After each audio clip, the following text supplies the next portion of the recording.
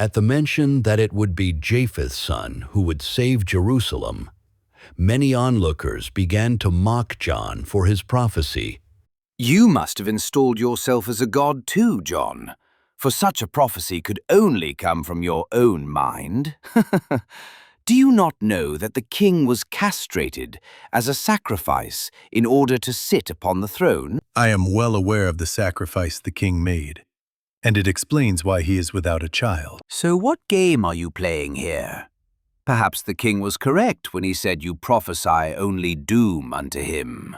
I am not playing any game, brethren. I am merely a mouthpiece, speaking only what I hear from the Lord.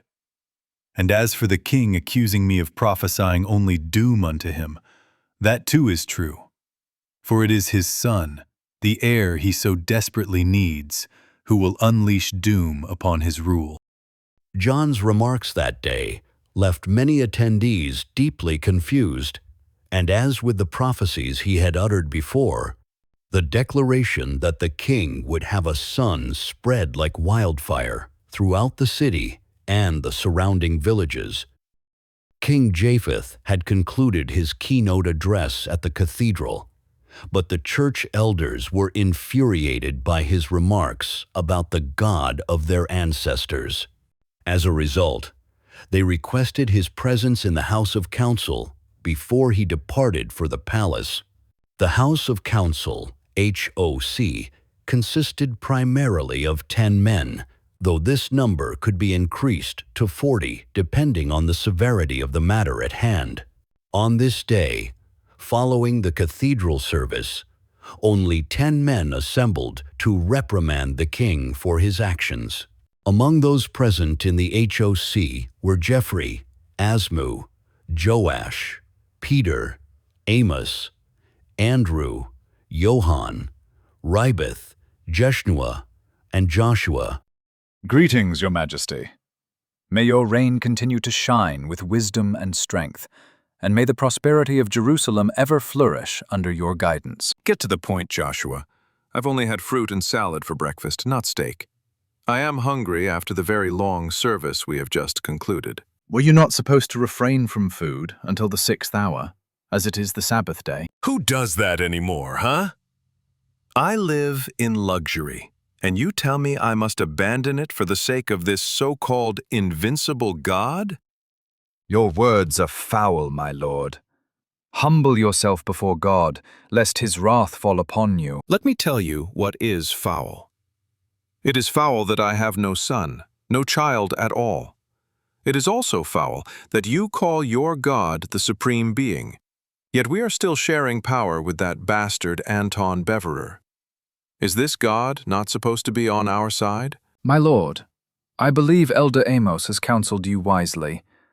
You would do well to humble yourself before the mighty Lord, before it is too late. This meeting is over. It holds no substance. Andrew, you say I should refrain from food because it is the Sabbath. Yet it is all of you who should be refraining from wasting my fucking time. All 10 elders recoiled as the king banged the table in his rage. He stormed out of the council meeting before the elders could bring it to a conclusion. What has gotten into our king? He seems possessed by an unclean spirit. Possessed my foot.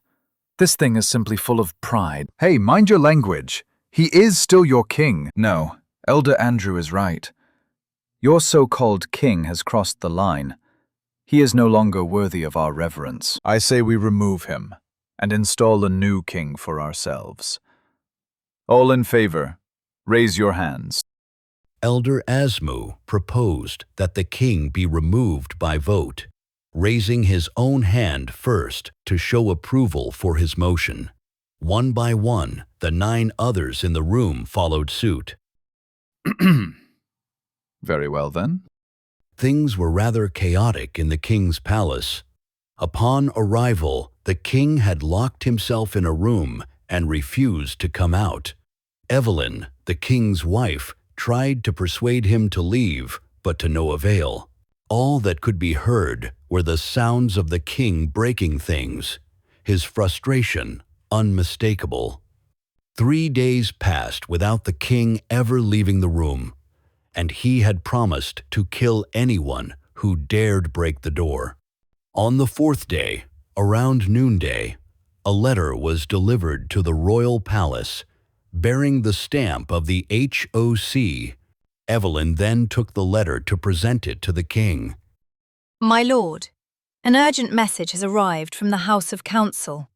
I have the letter with me. Read it to me. What is that, my lord? Peruse the fucking letter, woman! Oh, okay. It reads confidential, but I will do as you, my lord, say. Oh my God! What is it? I said, what is it?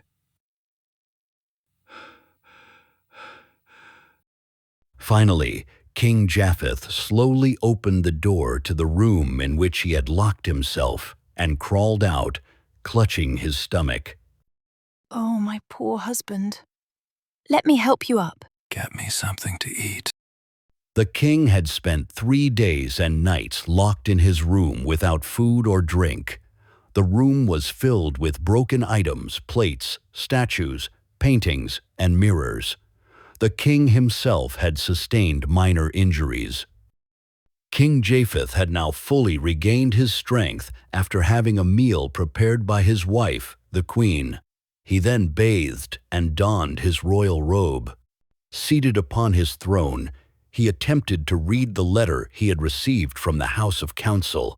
Upon reading it, he realized that the letter demanded he be stripped of the title of priest and remain only king, a decision unanimously agreed upon by the other 30 elders.